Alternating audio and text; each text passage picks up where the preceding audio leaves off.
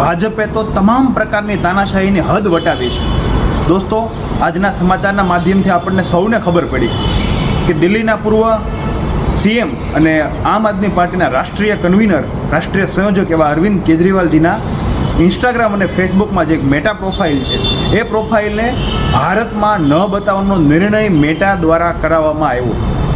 100% હું માનું છું કે ઘણા બધા ભાજપના મિત્રોને એમ થશે કે આમાં યશભાઈ મોદી સરકાર કે ભાજપની સરકાર ક્યાં આવી?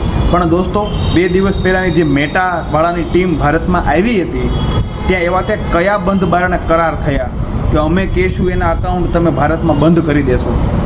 2 દિવસની મુલાકાત, 2 દિવસની બાદ તાત્કાલિકના ધોરણે જે મોદી સરકારને આંખના કણાની જેમ ખૂંચકે છે કે E20ના મુદ્દો હોય, ખેડૂતોના હમદર્દીની વાત હોય, વિદ્યાર્થીઓના મુદ્દાઓ, પેપર ફૂટની વાત હોય, આ બધા મુદ્દા ઉપર એક તાકાતવાળો અવાજ ઉપાડ્યો છે અને મોદી સરકારના દાંત ખાટા કર્યા છે એવા અરવિંદ કેજરીવાલજીના મેટા દ્વારા ઇન્સ્ટાગ્રામ અને ફેસબુક ભારતમાં ન દેખાવાનો નિર્ણય કર્યો છે।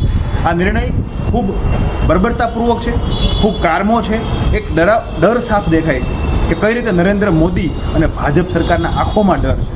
એ ડર એ લોકો બતાવવાના નથી દેતાના તમામ પ્રકારના પ્રયાસ કરે છે, પણ ડર સાફ છે કે ભવિષ્યમાં ભાજપ સરકાર તો જાય છે।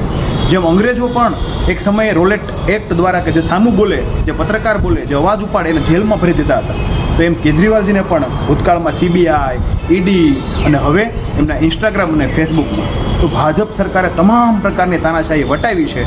પણ નક્કી આ દેશના યુવાઓએ કરવું પડશે, નક્કી આ દેશના વિદ્યાર્થીઓએ કરવું પડશે, નક્કી મારા અને તમારા, તમે જોવો છો દરેક લોકોએ કરવું પડશે કે આ તાનાશાહી, આ ઇજારાશાહી કરનારાઓની સામે આપણે એક થઈને અવાજ ઉપાડશું।